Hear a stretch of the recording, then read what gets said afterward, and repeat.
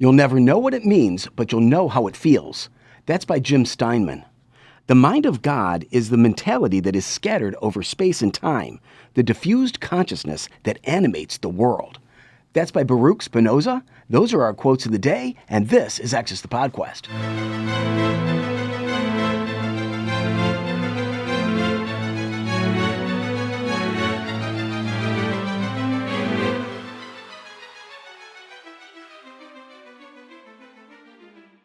Welcome to Access the Podquest.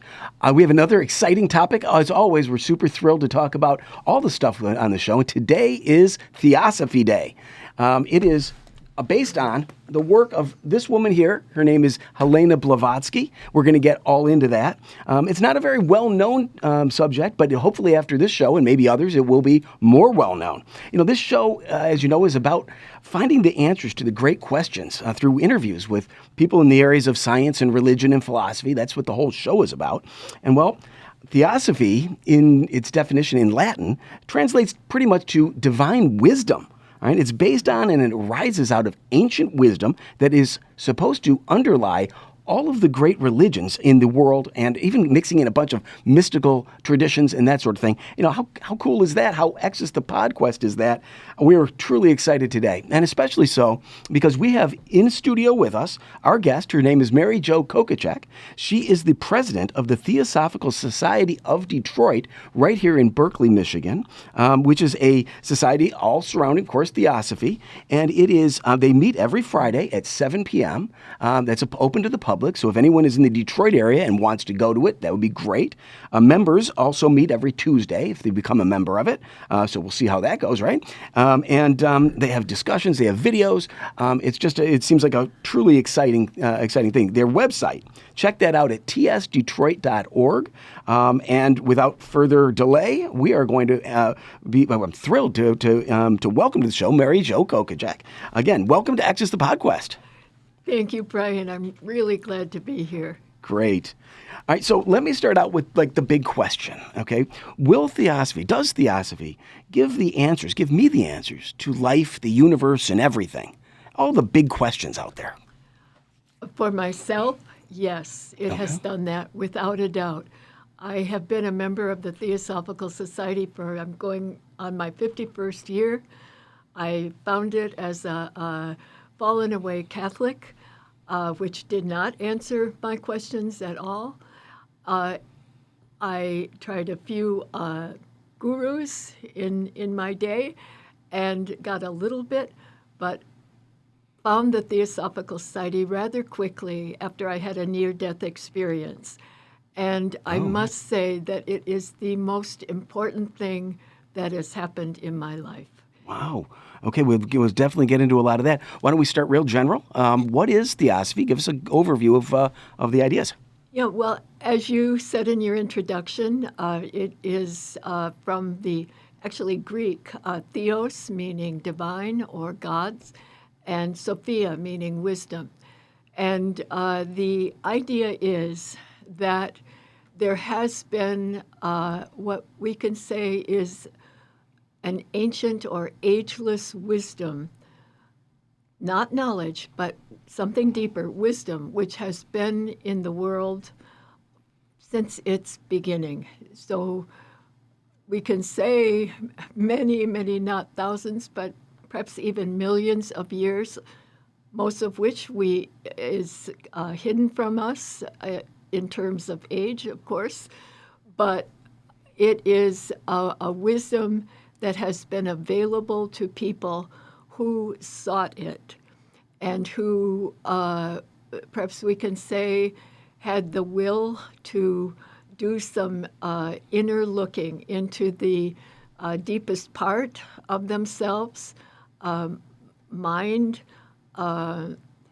emotionally also, and into their, what we could say, into their soul. They've been able to reach an understanding of this divine wisdom by making some inner contact with themselves, tapping into a higher consciousness. Okay, so that's kind of like it would be through like a meditative process and Yes. Those kind of activities, right? Meditation is very important in the Theosophical Society. we say there are three, I don't want to use the word things, but three avenues, and one must walk down each of those avenues and study, meditation, and service, altruism. So all three of those are very important to a theosophist and to discovering the higher wisdom, higher knowledge that we're all after, those of us who are seekers. Yes, seekers. I love that word. That's fantastic. And in seeking knowledge, et cetera, and these principles, ancient wisdom, why don't you, if you would, give us an idea. What are there, like, I understand there's like three or so guiding principles or three major points behind theosophy and the ideas there and behind the ancient wisdom.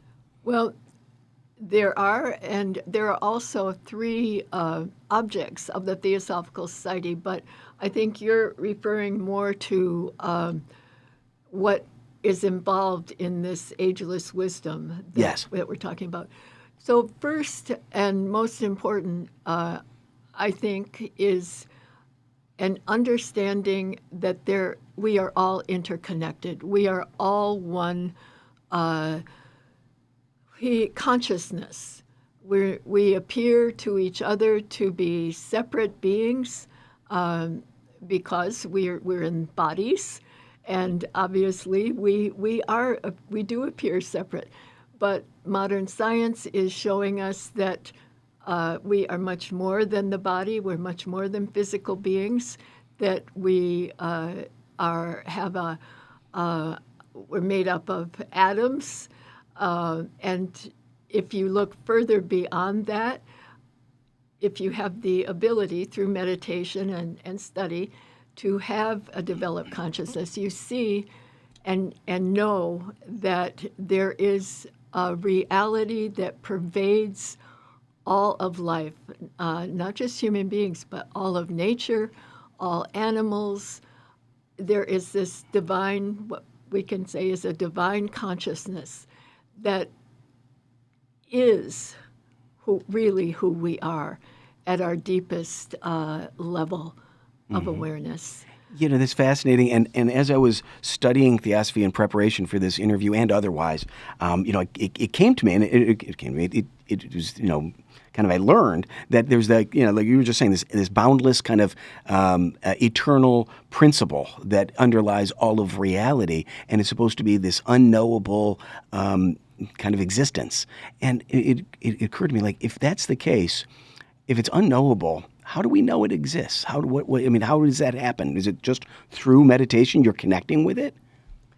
Well, first of all, before we reach that level of awareness, so we can know it for ourselves, like other principles or teachings in Theosophy, we weigh it, we look at the idea, and we take it on the word of others who are more developed than we are in consciousness and have been able to know that for themselves. So while you and I don't know it for ourselves, we kind of store it in the back of our mind as this, I don't know yet.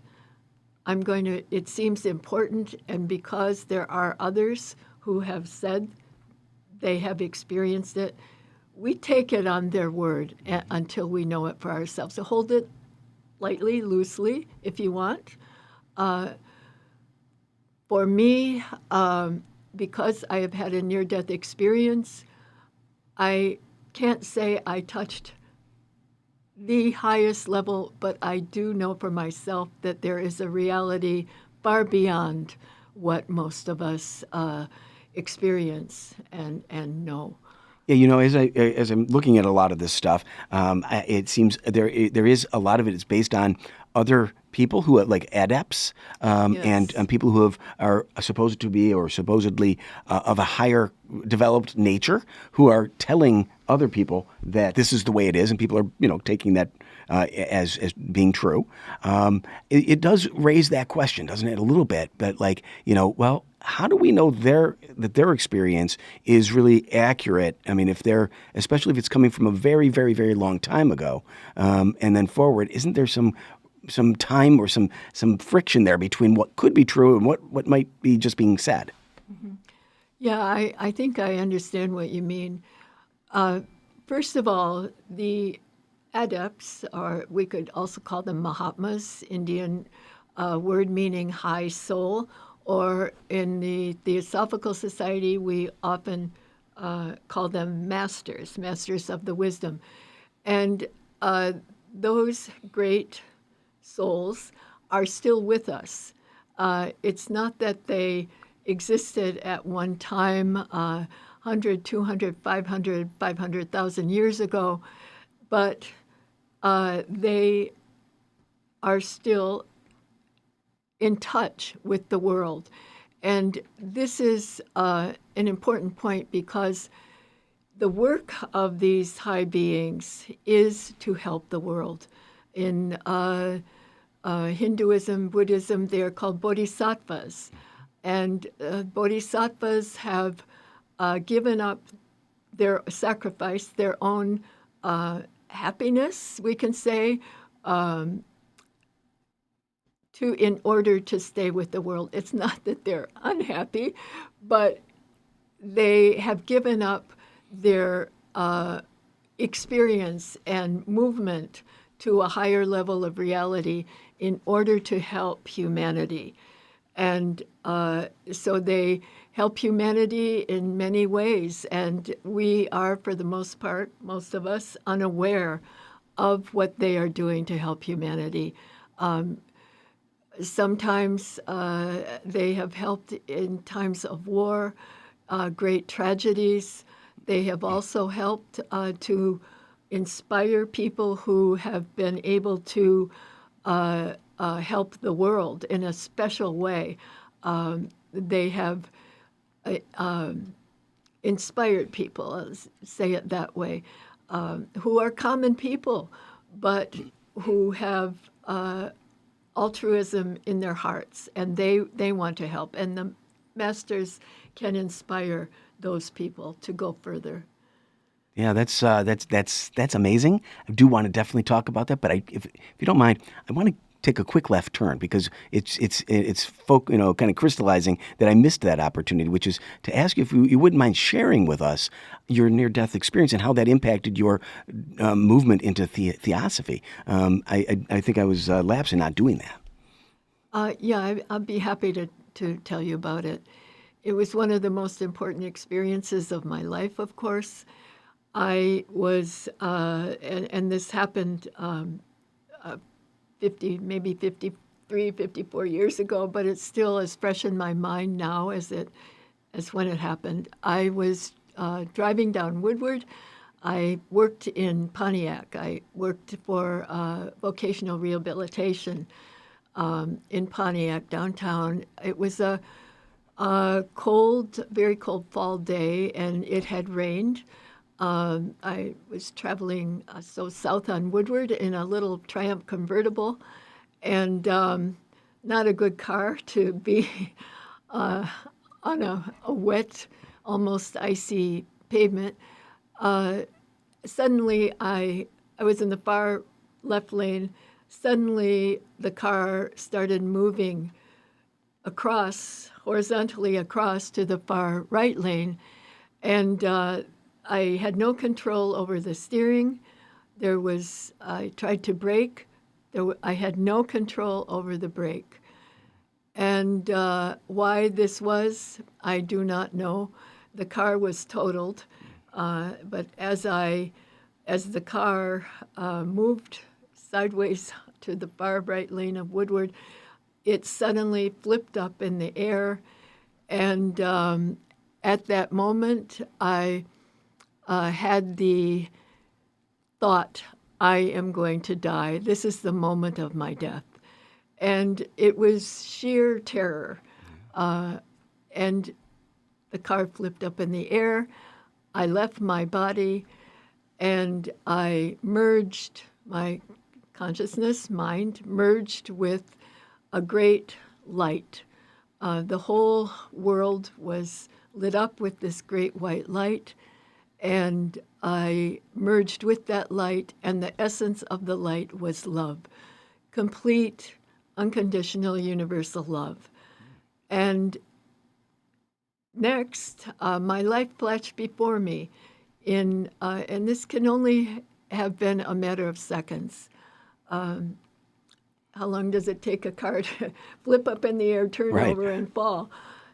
So my life flashed before me in extremely rapidly, and I saw from point where I was backwards toward my birth. It seemed like almost everything that had ever happened to me. And I was only in my early 20s, so not much had happened to me. But seemingly insignificant experiences and moments were all wrapped in there.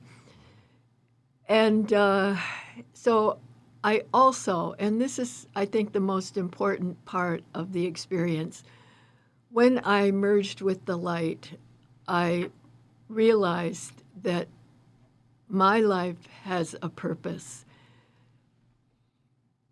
and that everyone's life has its own unique individual purpose. But we all, as human beings, share one purpose in common, and that is to learn to love. So, with those two purposes in my mind, the car landed and landed upside down. It was a convertible. I was in the little bucket seat, thank goodness, and but still upside down. And cars stopped, and I heard someone say, "Someone must be dead in there," and I yelled back, "I'm okay, I'm okay." I couldn't get out of the car. The door was jammed shut from the accident.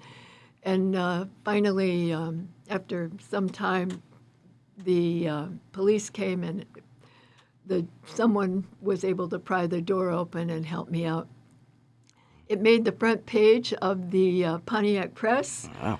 as an example of what can happen. And I think there was also the sentence, "if you drive too fast." And I was probably, for conditions, as they say, I was probably driving about 45 on wet pavement in rush hour traffic, and wasn't the smartest thing to do. But I was okay. I have since had to have surgery, neck cervical fusion, about 12, 15 years ago. And through the years, I did have neck pain, and I am quite sure it was a result of the accident. So, but the experience made a tremendous impact on me, and I began searching for a better way to live. And finally found the Theosophical Society and immediately felt that I was home, that this was my spiritual home.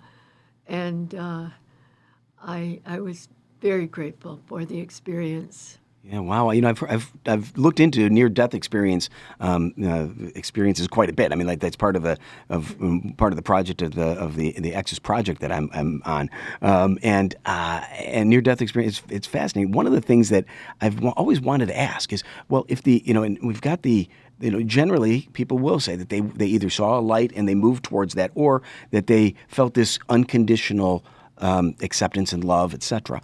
And they didn't. A lot of them said they didn't really want to leave that, but then they did because they came back. Did you feel that? Did you get that? Like I didn't really. I don't want to leave. I don't. Why am I going to have to go back? And I don't want to do that. Yeah, I did not have that feeling, and I think the what people experience depends on the time, the kind of situation they're in, whether it's an illness or after surgery or an accident. So this happened so rapidly. It was only, I would think, a matter of seconds, maybe. So I don't think there was time to have that next step in the experience that many people have of being given the choice. People are often given the choice, do you want to come back? You don't have to, but if you want to, you can go back. Yeah, that it's. I'm always thinking, well, if you get the choice, would you make the choice to come back, or would you say, well, no, I'm good. I'm good in this unconditional setting. But and it's so fascinating to me, and it's like it's a little comforting to know, well, to think that might be the case because.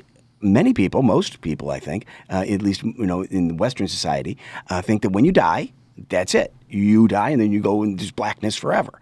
But if there is this consciousness level that follows death or is part, you merge with it, then it should come as a comfort to people to know that that's the case. So you're not going to have blackness forever. It's going to be a continuation, but in a different way. Yeah, I think that people who have had the near-death experience do not fear death any longer, at least to the extent that most people do, because it is a direct experience of something beyond yourself that and not only beyond yourself but something tremendous and beautiful to feel that unconditional love that in a way I think we have to say is perhaps the essence of the universe. And I say that because the message that I got about the purpose of all human life is to learn to love. And so I trust that after death, that we may experience a state of unconditional love at some point in the after death journey. The theosophical idea is that there are stages of the after death life, and that death is a continuance of life. So once the physical body is no longer alive, the soul, spiritual part of us, experiences different stages. And one is, as I understand it first, that we, what some emotions, thoughts that are not of the highest caliber, part of our personality, that falls away first. And that's because that part of us is not able to move into the higher levels of the after-death process. The part that does move on to the highest part that Christianity calls the heaven world. Devachan means land of angels is the theosophical term that's used. It's, I think, Sanskrit. So the highest part of us moves on to Devachan, to heaven. And that soul experiences a period of rest, intense, beautiful, higher rest and love. There may be some contact with those who have gone on before us, and we reunite, perhaps, before the time comes for us to leave that heaven world and then move back to the earthly realm for incarnation again. So yeah, definitely the theosophical idea does embrace the notion of reincarnation. Absolutely. Right. Okay. That The cyclical reincarnation and karma are very important teachings, because that is how we grow. So you asked about the three important ideas in the Theosophical Society. Another idea, besides the unity of all life, is that we evolve. We are on earth in the physical body so that we can grow and learn. Christianity says we go to the heaven world and we spend the rest of eternity with Christ, the saints, but one question I always had was, how are we supposed to perfect ourselves to that level, Christ-like level, in one lifetime? It's impossible. Mm-hmm.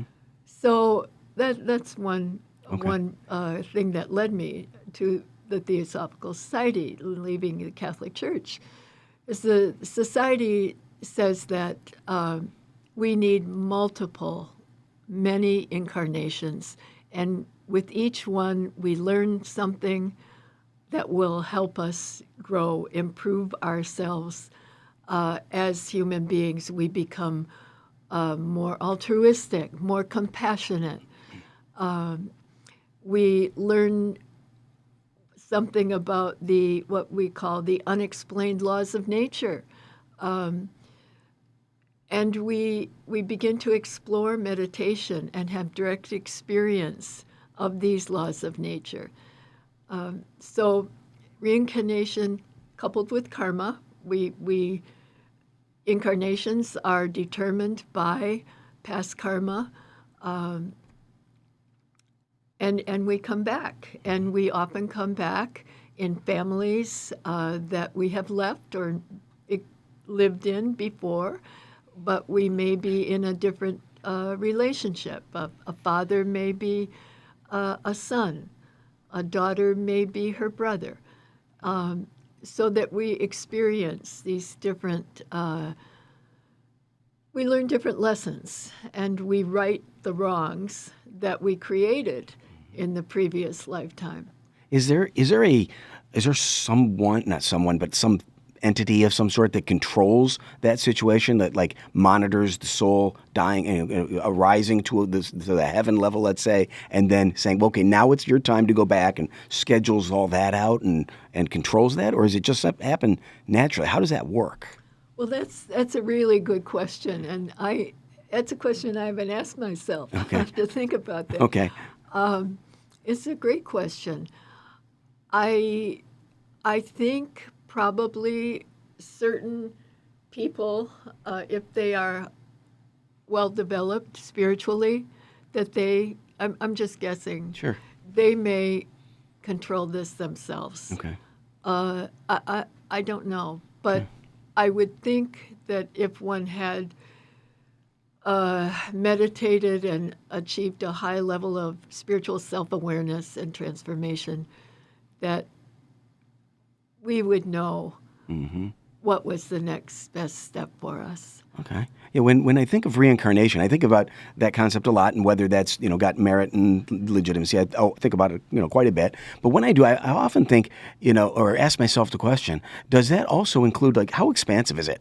Like, can you get reincarnated into a being on another world? Okay. Or do the beings from other worlds, assuming they exist, get reincarnated into human beings? And how does that all work? Because it's got to be a complete mess if, language, experiences are all over the place. And so, or is there a sorting a device or a machine or mechanism that keeps everyone on Earth, reincarnated?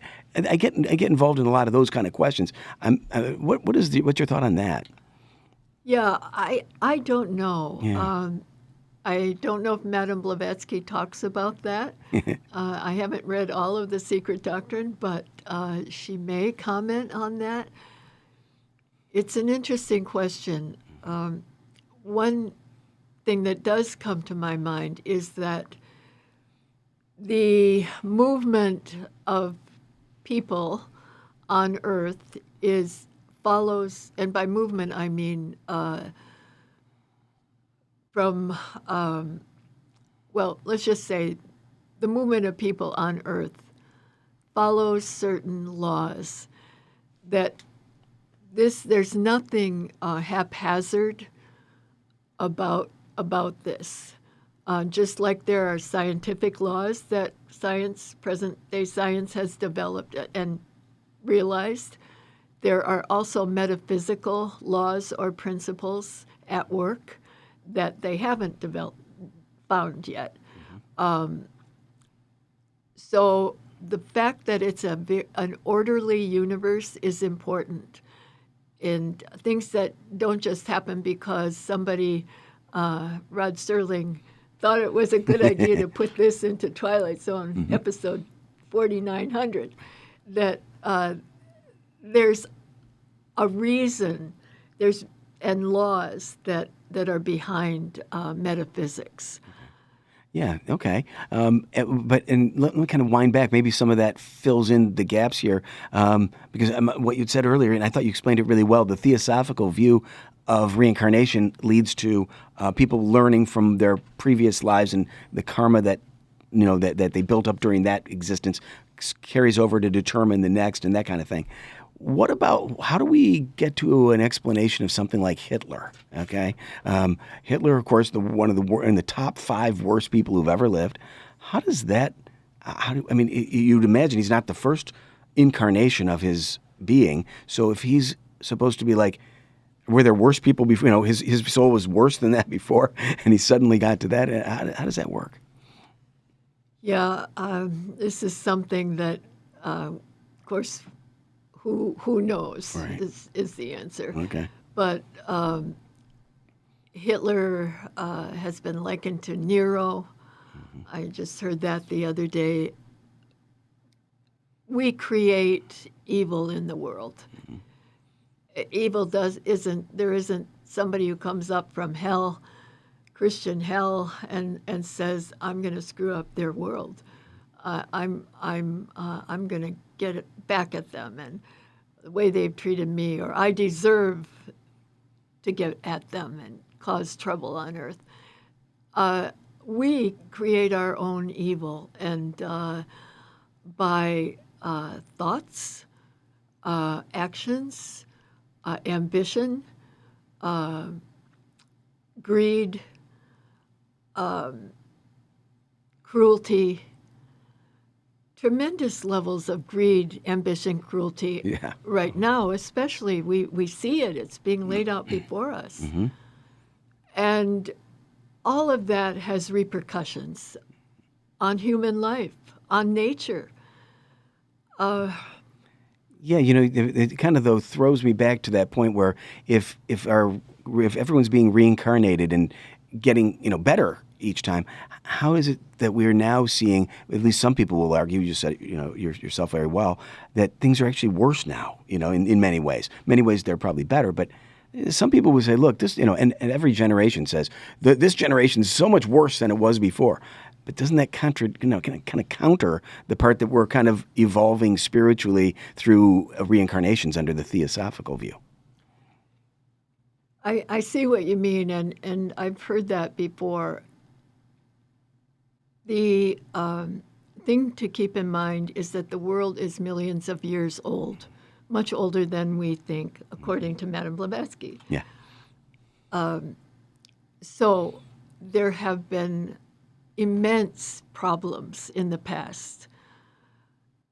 We're unaware of most of them, but we can read about them. We can read about the sinking of Atlantis with a whole millions of human beings destroyed. So why is it now, why does it appear so bleak? One explanation I've heard from somebody is that you've heard of the shadow side of human beings, that humanity has a shadow side also. We've been terribly cruel. We've fought many, many wars that were unnecessary for ambition and greed and power. Where does all that negativity go?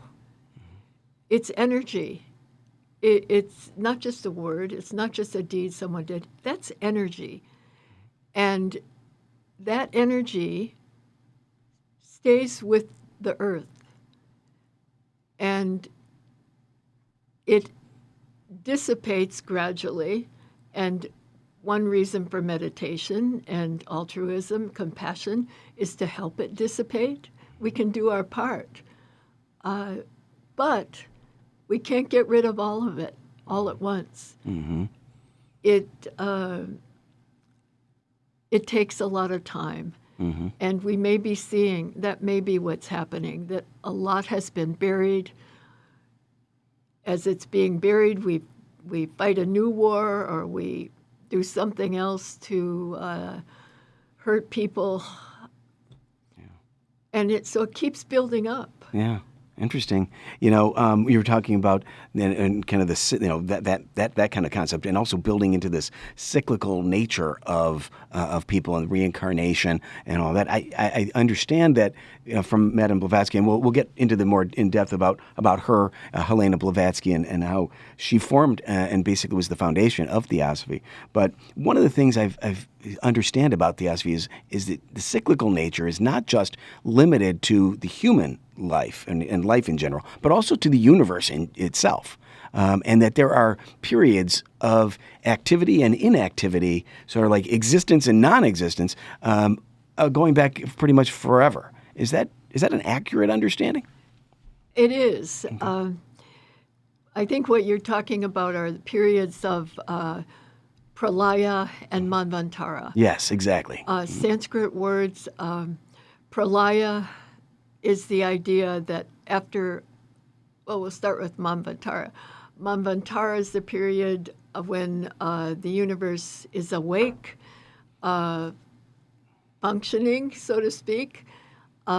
Everything is alive, and that goes on for thousands and thousands and thousands of years.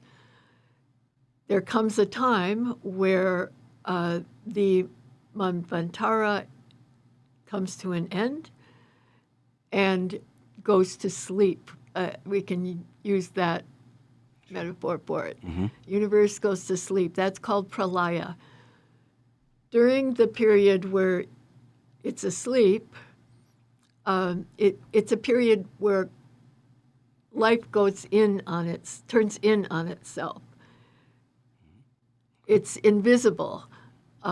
And sleep is a good term for it because this is how it's explained. It's a period of sleep. And this comes, as I understand it, from, it's directly mentioned in ancient Indian Hindu philosophy, periods of Pralaya, Manvantara, and Madame Blavatsky does talk about this in The Secret Doctrine. So what happens during the Pralaya? Supposedly, life learns and also rests during that period. You've heard the adage, as above, so below. Right. So just as when we die, we have a period of, I'm going to use the word time because time does not exist at that level, but we have a period where we rest. We learn lessons from the incarnation.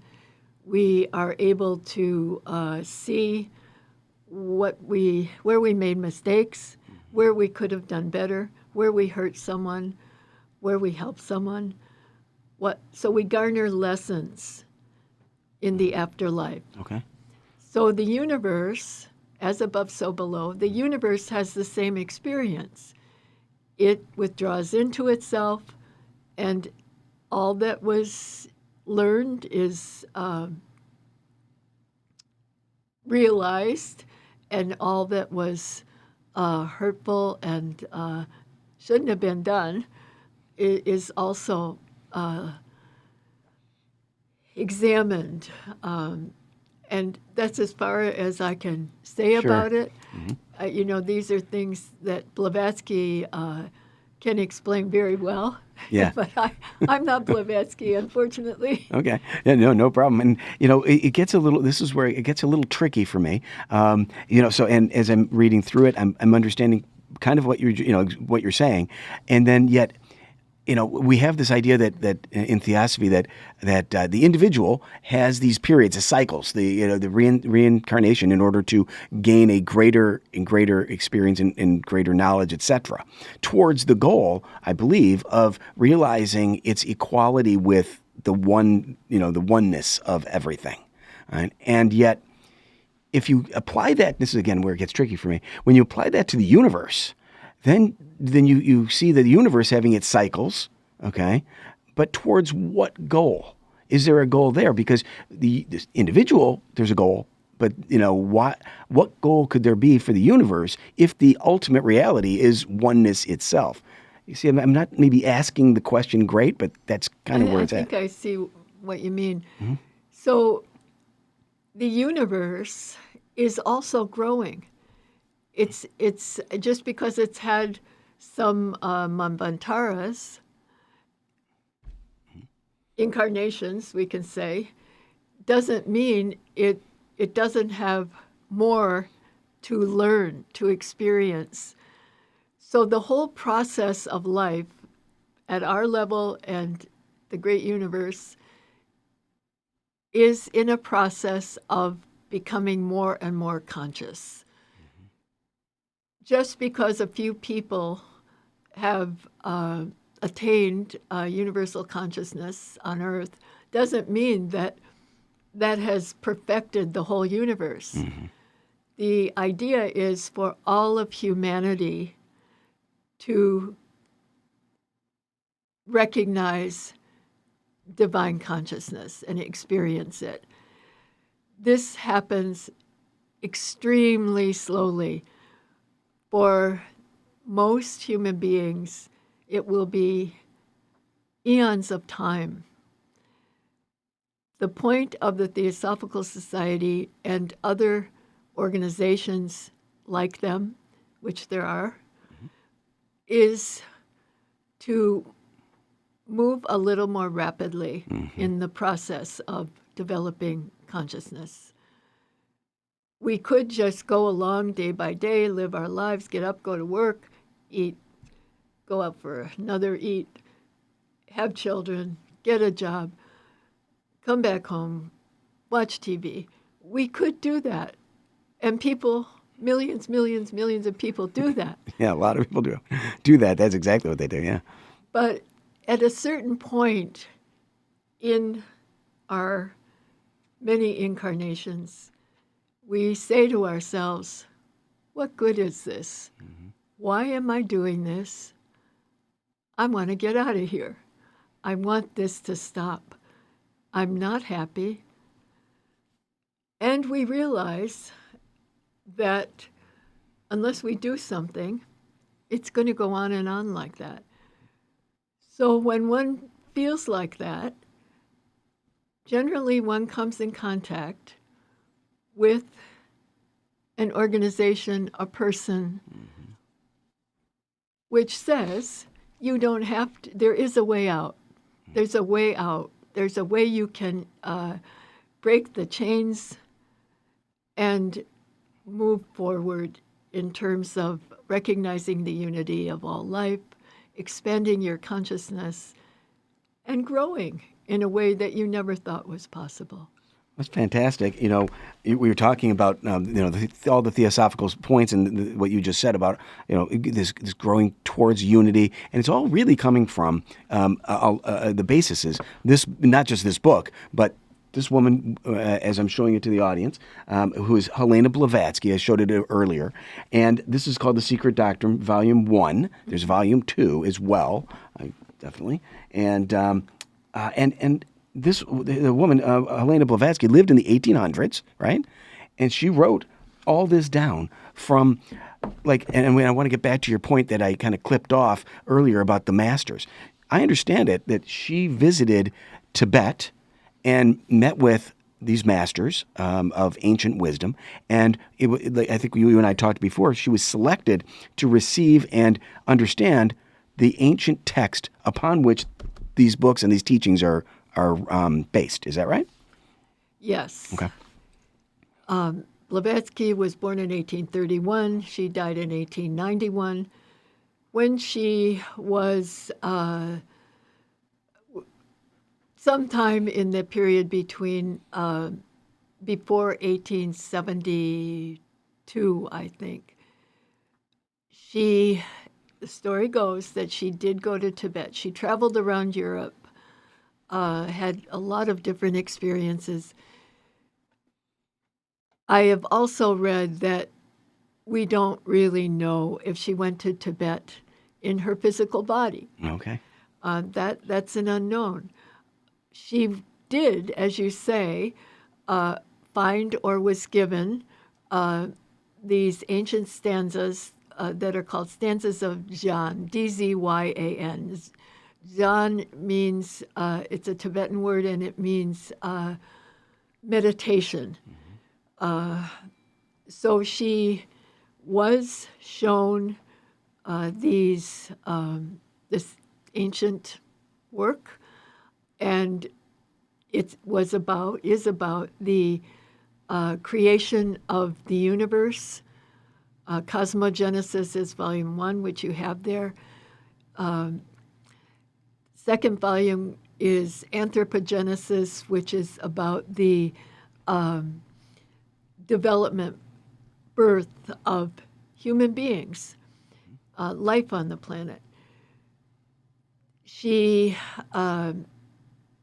did not have access herself to these Tibetan stanzas, so she did have a master, a Mahatma, who was in touch with her throughout a certain period of her life when she was forming the Theosophical Society and thereafter. And she was shown in her mind's eye, she says, this material, these ancient fragments. And the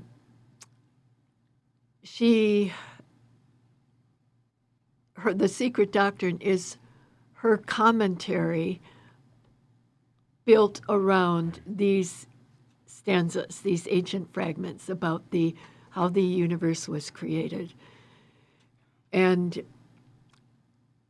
her commentary consists of references to the science of the day, the philosophy of the day, some religious comments also, mainly, I think I could say based from various Hindu books, Upanishads, Vedas. So it's very difficult. It's a book that's very difficult to read, as you and I have talked about. You can definitely say that, and I do want to read a small piece of it in a minute because it'll give the audience an idea of how extremely difficult it is to read, but also how poetic it is, and super cool stuff that's coming out of it. But one of the things you said that I thought was really interesting is that we don't know if she visited Tibet in her actual body. And always, as I was preparing for this and I'm reading all this stuff, reading about her, and even just reading her Wikipedia page, it's back in the 1800s, right? Somehow she has to get her body and and enough stuff, like I think of the practical things, the luggage, okay? She's got to get that to Tibet, right? And how do you set that up? I mean, and then, what do you get money? I mean, how does that work? And then how did she even get introduced to these masters? And then what do you take a train from up the mountain? I mean, it just seems like there's a lot of logistical problems here. And then she's got to schlep all this stuff up the mountain, I'm thinking, and then she's got, she's meeting with these people, getting this extraordinary wisdom, and then she's got to think, oh my God, now I got to come back and write this tome and a second one on top of the books she already wrote. And it's like 700 pages long. I had such difficulty reading it. Yeah. I have no idea how she wrote it. And it's just amazing. I mean, no matter what happened, I said this before, when we were talking off air, no matter how it happened, it's just an amazing piece of work. I just want to break away for 1 second, address the audience. You got to read this book, all right? Even, what I said at the very beginning, first thing I said today is the quote of the day, by Jim Steinman. You'll never know what it means, but you'll know how it feels. You will not know what this means when you read it, certainly the first time. And if you do, then, more power to you. But it is so filled with, references to mystical stuff and religious stuff, and instated in a way that is, like I said, both extremely turgid is not even the right word, but at the same time very poetic, very and so it's so wrapped up in such cool stuff. It's like you're almost reading a comic book, and it's great. But there's also the depth to it. but you don't know anything. You have no idea what she's saying until you do distill it down finally. I do want to read one bit of it, and you get an idea, okay? So it says this, okay? Thus is repealed, I'm sorry, I'm going to start again. Thus is repeated on earth the mystery enacted according to the seers on the divine plane. The son of the immaculate celestial virgin, or undifferentiated cosmic protyle, matter in its infinitude is born again on earth as the son of the terrestrial Eve, our mother matter, our mother earth, and becomes humanity as a total, past, present, and future. For Jehovah, or Jod, Jehavu, is androgyne, or both male and female. I could go on, but you get an idea, all right? So, I guess it begs the question, did she come up with it on her own, or did she actually have this vision, or is it placed in her mind's eye that, that these are coming from, and this is all coming from this ancient book of John? Either way, it's remarkable. And I wonder if the Theosophical Society, is there a divide within the group as to whether or not she did actually just kind of put this together herself, or that she actually did get this ancient wisdom imparted from the masters? First of all, let me just say that before we dissuade anyone from reading it, there are support books that can be read along with it. We, a few months ago, we read some preparation for studying the secret doctrine. There's what we call a study course that tells you what part to read first. You don't want to read it from page 1 to 2 to 3. You don't want to read it page by page. Right. That will really get you down. Yeah, unfortunately, I did it that way, and it took me 100 hours to get through it. But and I will, and it's an excellent point. My bad. I should have pointed out also. There's an excellent YouTube video that has, and I can't remember the name of the person who was the speaker. Did a great job of explaining a lot of the details, and so I'm going to post that in the comment section of the YouTube. Yeah. We have a very good speaker named Pablo Sender. He's Argentinian, lives in California at Crotona Institute of Theosophy in Ojai. He has made many, many videos about the secret doctrine and on theosophy in general. He has a new book called Approaching the Secret Doctrine, which we will have a study class on it, online class, beginning October 7th. It's in the afternoon, but if anyone's interested, we will be putting it on our website. We've just gotten the date set. But Approaching the Secret Doctrine, it would be a good way to approach the secret doctrine. Yeah. Not to read it page by page. Right. Yeah, that is a daunting task. But that guy Pedro could be the person who. Pedro, is that right? Pablo. My apologies. Pablo could be the same person that I was referencing in a YouTube. Yeah. Yeah. So, as to your question about how did she receive this material, there